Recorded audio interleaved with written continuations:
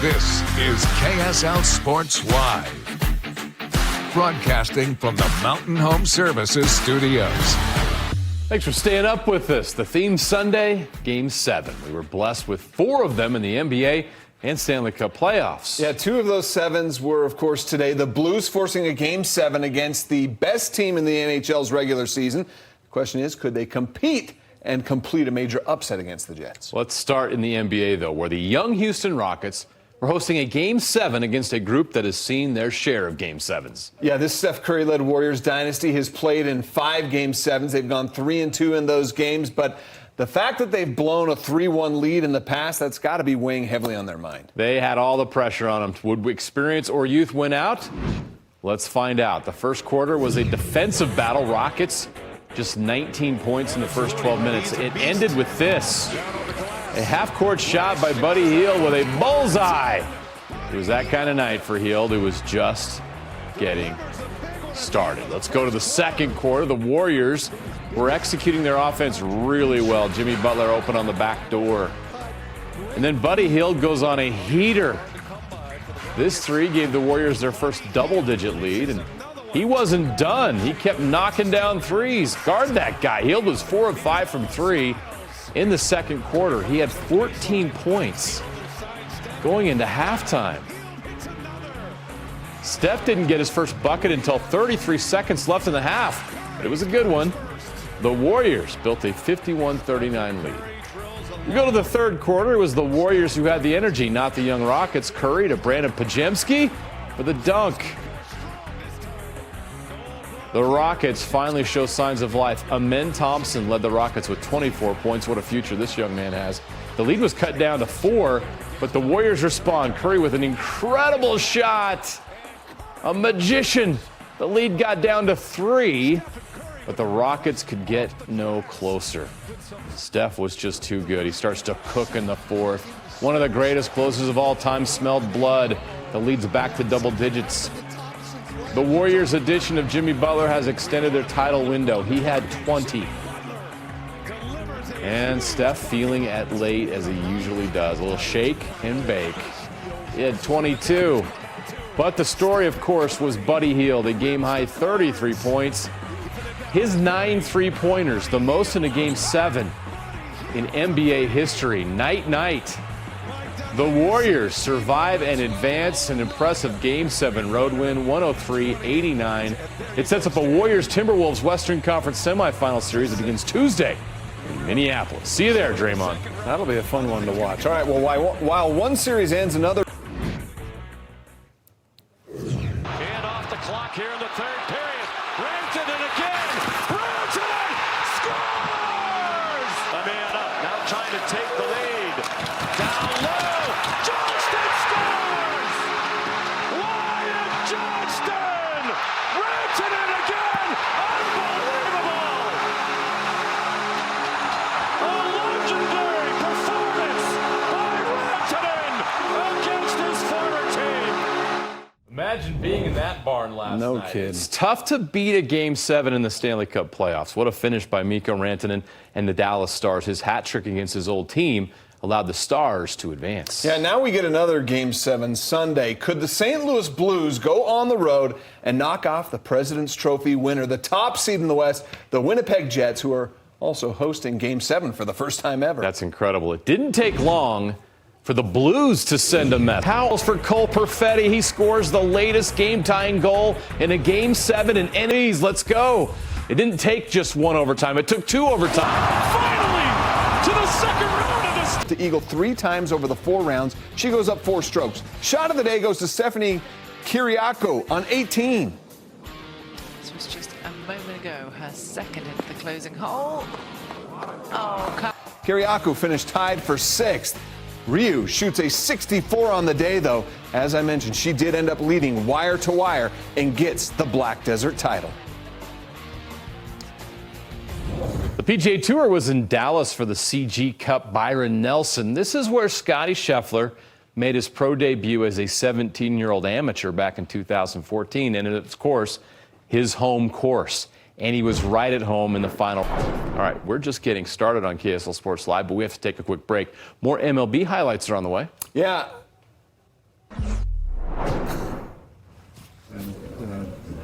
tried to, do it similarly to them. Popovich is stepping down. We look back at his long history against the Utah Jazz. You are watching KSL Sports Live. Hey, welcome on back to more KSL Sports Live. We're going to get back into the big leagues here. The Kansas City Royals last in the league in home runs, just 18 so far on the season entering Sunday. Which is why what happened at Camden Yards Sunday was so shocking. Yeah, it really was. The Royals and Orioles turned this game into a home run hitting contest. It all started off in the second inning. Michael Garcia hits the solo homer to left to make it 1-0 Royals. He hit 2 in the game. Bottom half of the inning, Jackson Holliday, son of Matt Holliday, rips one out to tie the score up at 1. The next homer didn't come until the 4th inning, and it was Holliday again. His second ties the game at 3. Then the next 7 runs of the game all came from bombs, and all of them were solo homers. Jonathan India does it for the Royals. Cedric Mullins, only hit of the game was this homer to tie it at 4. Then it was Ryan O'Hearn for the lead, his 7th of the season, put the O's up 5-4. Cue the Royals power surge. Tied it, took the lead back, and now the Royals are going to tie it again. Left center field. Oh, man. And he drives one to right field. Back-to-back home runs. Solo home run number 10. That's going to do it. We'll do it. Can you tell that that was the Orioles play-by-play guy, by the way? 11 homers in the game. Royals hit 7 of them, a franchise record for the 11-6 win. Not 11 home runs in this game. Braves trying to end the Dodgers' 7-game win streak, but Austin Riley hit 2. He starts things off in the first with a 2-run home run. 425 feet to center. Braves looking for more runs. Not this time. Drake Baldwin hits a line drive to deep left, and Michael Conforto makes the diving grab for the out. An impressive effort, but he wasn't going to catch this one. Austin Riley again, boom. 3rd inning, man on, another deep shot. Two-run home runs for Riley, deja vu. Dodgers had to go ahead and run at the plate at the 9th, but Raisel Iglesias fans Austin Barnes to end the game. All right, the Mets and Cardinals played a doubleheader on Sunday. Game 1, tied at 4 in the 4th. Juan Soto thinks he just gave the Mets the lead, but Victor Scott leaps at the wall in center and robs Soto of the homer. Then in the top of the 8th inning, Nolan Arenado, the 10-time Gold Glover, shows off that leather once again, makes this catch in foul territory, but he also lands on a young fan. But you know what? He's going to make this right, though. Gives her the ball.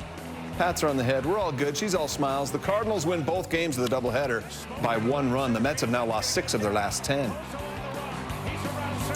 All right, 27 BYU baseball alumni have played in the major leagues over the past 57 years. Currently, Justin Sterner and Daniel Schneemann are having an impact with their respective teams. Yeah, you know, yesterday Schneemann not only played a big role in the Guardians' win, but he joined a list that only includes Babe Ruth on it. That's incredible. The Guardians were on the road against the Blue Jays, trailing by 2 in the 9th with 2 outs when Schneemann cranked out the go-ahead grand slam. It was his 2nd homer of the game. Now, only Schneemann and Ruth with the 1919 Red Sox have had a multi-homer game on the road that included a game-winning grand slam with his team trailing and down to its final out. Yes, they keep track of everything in baseball, but that is pretty elite company.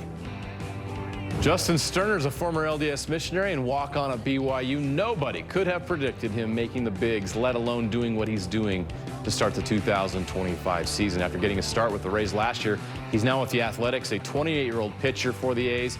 He's made 15 appearances this year, has a 1-0 record, but get this, he has a 0.00 ERA, a 1.024 whip, 19 Ks, and just 9 walks. Good to see both those guys doing well.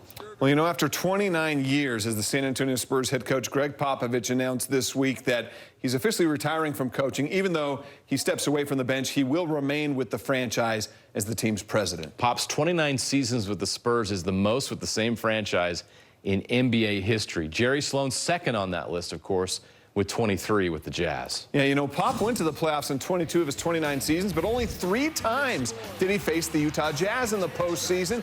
We dive into the KSL Sports archive for these moments. The first time came in the 1998 playoffs, the Jazz second run to the finals. The two teams met up in the second round. Tim Duncan averaged 21 points per game in the series. David Robinson added 18.8 points and 12.6 boards, but the mailman, he powered the Jazz to the series win in 5 games. The two teams would not meet again in the postseason until 2007. The Western Conference Finals. Darren Williams averaged 25.8 points. Carlos Boozer poured in 21 per game in that series. But the script was flipped this time, and the Spurs were the dominant team. They beat the Jazz in 5 games. Popovich taking the Spurs to their 4th NBA Finals and 4th NBA title when they would sweep LeBron and the Cleveland Cavaliers. All right, the only other time those two teams met in the postseason came in 2012 in the first round.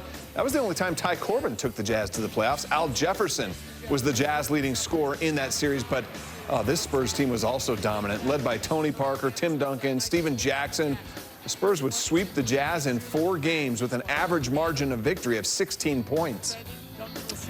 5 years later, Popovich would tie himself to Jazz history again, this time midway through the 2016-17 season. With the Spurs win over the Sixers, Popovich would tie Jerry Sloan for the most wins by a head coach with a single franchise in NBA history. After the game, Pop explained what it meant to him to be in Sloan's company in a way that only Pop could. You matched Jerry Sloan for most wins with one franchise. I know records don't mean a lot to you, but considering it's Jerry Sloan, does that record have a little more meaning? He's in a different league than me. Brett Brown was telling us before the game, back in the day, you guys modeled a lot of what you did on Jerry and Utah and that stuff. Was that a... It was then and still is a class organization, and we tried to, do it similarly to them as far as how we conducted the program and what we expected and how to do it and how to keep it to yourself and that sort of thing. But when you get all those wins, it's just a longevity thing more than anything. So I'm thankful for having the job for a while. Well, on March 11th, 2022, Greg Popovich would make NBA history again against the Utah Jazz.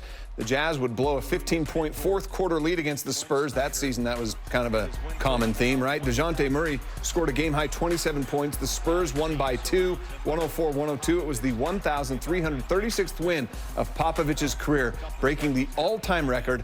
Popovich now retires with 1,412 all-time wins. Doc Rivers is the next closest active coach on the list, but he is still 249 wins behind. BYU picks up another defensive lineman from the transfer portal. Justin Kirkland coming to Provo. In fact, he's coming home. Kirkland is from Utah, played high school football at Roy High. He played in all 12 games for Oklahoma State last season. He was the team's 3rd highest rated defensive player with a 70.8 overall grade from Pro Football Focus before transferring to Oklahoma State. You can see the footage here. He played at Utah Tech. Well, on Saturday, the Bachmeier brothers gave their commitment to BYU. If you're familiar with them, they're transferring from Stanford. It's junior wide receiver Tiger Bachmeier and his brother, quarterback Bear Bachmeier, who are coming to Provo. Bear, a freshman, held offers from Oregon, Michigan, and Notre Dame out of high school. Tiger was a 4-star recruit 2 years ago when he committed to Stanford initially. We'll see how they do with this BYU offense. Utah's captain, Clayton Keller, is now Captain America. His big role with USA Hockey coming up. He wears the captaincy so well for the Utah Hockey Club. Now he'll be wearing it for the red, white, and blue. On Saturday, Clayton Keller was named captain of the U.S. men's national team that will be competing at the World Championships beginning on Friday. Team USA versus Germany today in a pre-tournament exhibition match near the end of the first period. Utah's Josh Doan to Isaac Howard to Mike McCarron. Doan with the hockey assist. Team USA goes up 1-0 after 1. Team USA up 4-2 near the end of the game, and Clayton Keller already with 1 assist. Some nice stick work for the assist to Tage Thompson, his 2nd goal of the game. Team USA will open play in the World Championship on Friday against host Denmark. Let's keep it on the ice for this week's performance play of the day. We go to the Tretiak Cup in Moscow, Russia, an international tournament consisting of the top clubs in Russia as well as select teams from North America and Europe at the elite level. Did you just see that? This is 12-year-old Vladislav Kozitsyn in a shootout, making an absolutely ridiculous goal between the legs, and he goes airborne as he scores the goal there. Yeah, 12! That is just ridiculous. I mean, that's the future of hockey, I guess, right there. All right, while most NHL players not currently in the playoffs are already on their off-season break, the Utah Hockey Club still has several players staying busy this month at the World Championships, as JJ mentioned. Those taking place in Stockholm, Sweden on Friday. Barrett Hayton was named to Team Canada's roster, while Clayton Keller, Logan Cooley, Josh Doan, and then Michael Kesselring will also be skating for the United States. For Michael Kesselring, this is just more proof of the track his career path is currently on. When he moved to Utah with the rest of the team last year, he wasn't quite sure of what his status was on Coach Bear's roster. He played in 65 games the previous season, but Utah went out and added to that blue line by signing Mikhail Sergachev, John Marino, and Olli Mata. Still, Kesselring notched career highs this season in goals, assists, points, as well as in ice time. He played in all 82 games. He did take 150 shots, which was sixth most on the team and most by a defenseman. And the consensus from the team is he's going to be a big-time player for this franchise in years to come. He wants to be the best, and that's what you want to see from younger guys, obviously. So, yeah. But I think he starting to realize what he's good at. After 20 games here, I felt established. I felt like I proved that I'm an everyday, every night kind of player. And now it's just about taking that next step into a bigger role and keep growing and keep getting better. I think I have a lot of the tools to be a guy that can put up points and play good defensively. So it's just about bringing it every night. And yeah, it's nice now. I know I belong, and now it's just time to build off that. Yeah, you know, there's no doubting Logan Cooley's status on this team. Not only does he belong, but Utah would love for him to belong for many years to come. His current contract expires after next season, and this time next year, Cooley will be entering free agency unless he's able to agree to a contract extension, which Utah, on July 1st, that's the date that players and teams can start talking about those contract extensions. Yeah, it's awesome. I mean, I think, there's still a lot of work to be done, and, my career is obviously just getting started, but, it's cool to reflect on some things. It was last year you're in college, and the next thing you're playing against Crosby, and so it's obviously it's a dream come true. It's something that I love to do and want to do for a while, but yeah, I mean, it's pretty cool here, and it would be a spot that I want to be for a while.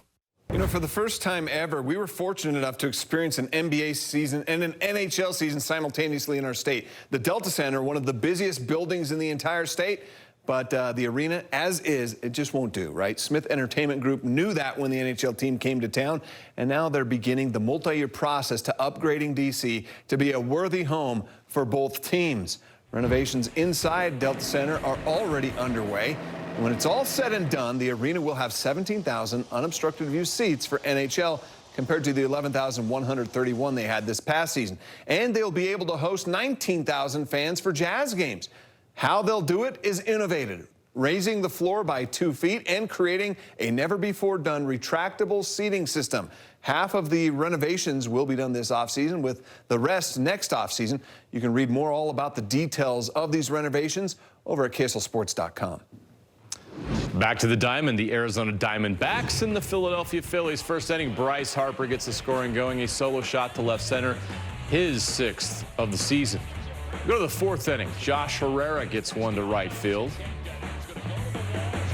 Arizona took a 7-1 lead in the 4th. 6th inning.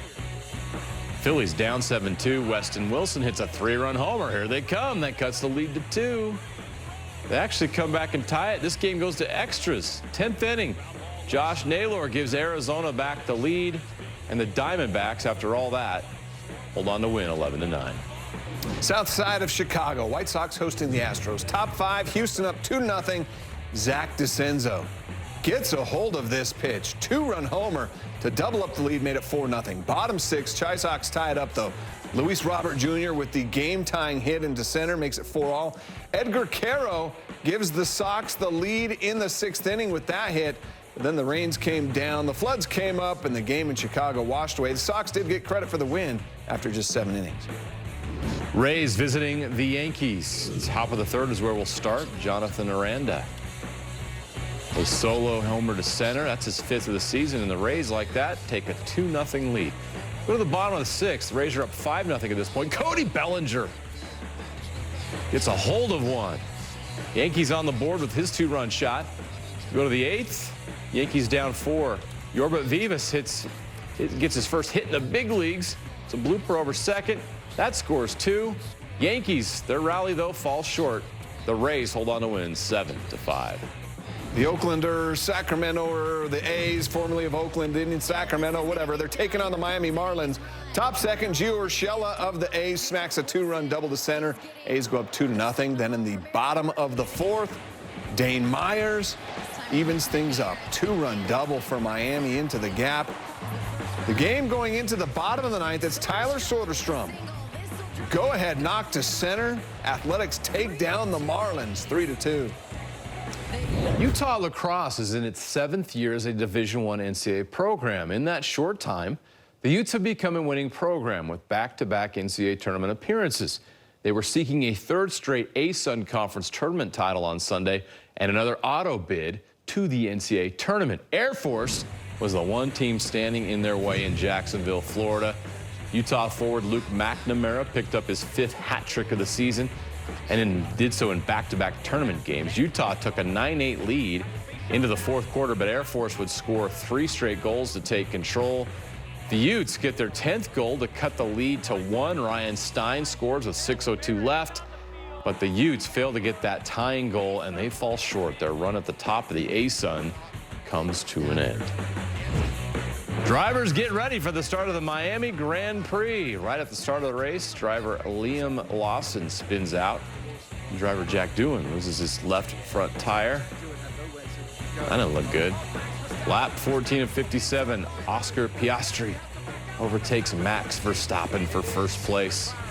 Piastri holds on to the lead. He gets the win at the Miami Grand Prix.